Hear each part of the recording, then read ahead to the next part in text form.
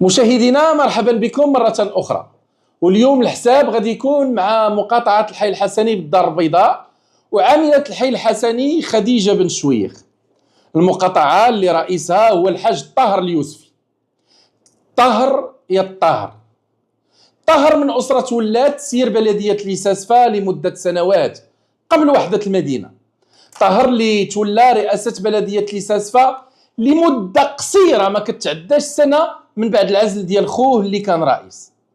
ليساسفا اللي الآن حشومة وعيب تكون تابعة للعاصمة الاقتصادية للمملكة الدار البيضاء. ليساسفا اللي عيب تكون هي المدخل الجنوبي للدار البيضاء. العشوائية وكل مظاهر عدم التمدن وانعدام الحضارة كراريس المجرورة والبناء العشوائي والحفار يا الطاهر. وإلا صبت الشتا خاصك بوطو فلوكا.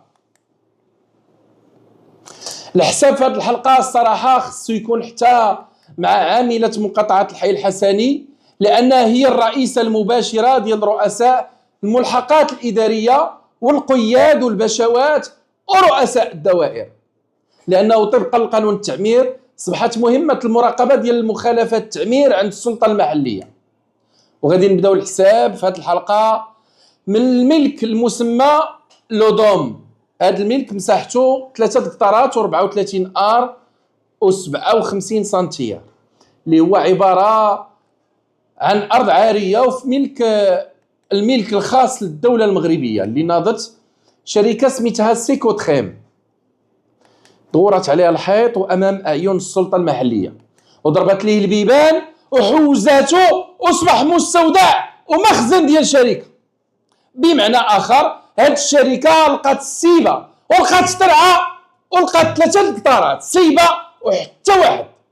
حتى واحد لا قيد لا باشا لا رئيس دائرة لا خديجة بن شويخ ما قالوا أنها راه في ملك الدولة الخاص، وباش من حق هاد الشركة تدور السور ويصبح جزء من الملك ديالها.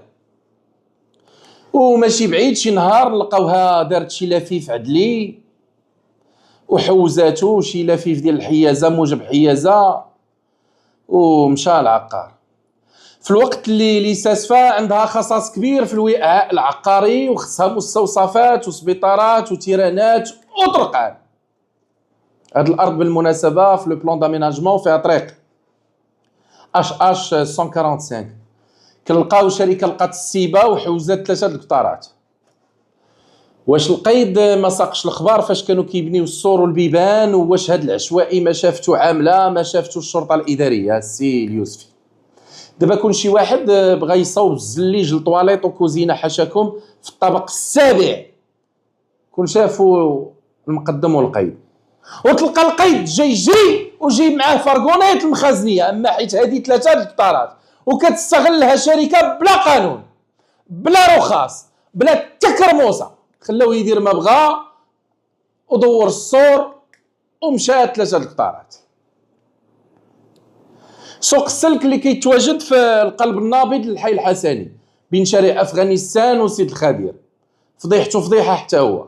سوق السلك اللي عامله الحي الحسني كتحمل مسؤوليه احتلال الملك العمومي فيه، محلات مساحتها مترو على 70 سنتيم، لكنه امام اعين السلطه المحليه والسي القيد زكريا والسوبر قيد رئيس الدائره تم تثبيت اعمده افقيا وعموديا بمساحه 31 متر مربع فوق الرصيف وبدون سند قانوني.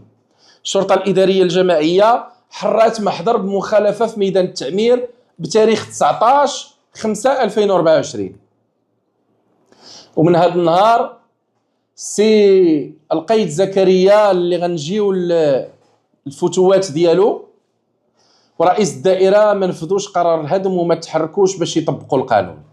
علاش؟ الله اعلم. المحل رقم 12 والمحل رقم 14 و16 و18 و20 والمحل رقم 22 احتلوا الملك العمومي الجماعي.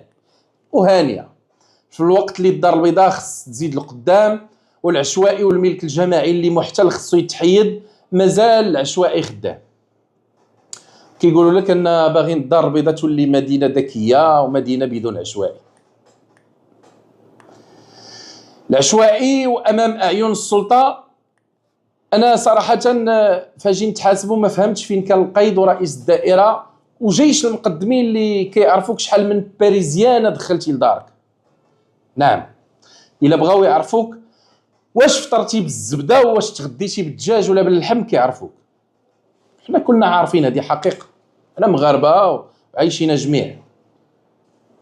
ما شافوش اش واقع في سوق السلك في الحي الحسني، وخا سي القيد زكريا اللي في المقاطعه 26 قاد حملات كبيره ضد العشوائيه.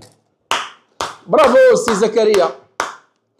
ولكن المؤسف هو ان هذه الحملات ضد العشوائيه قامها بعشوائيه،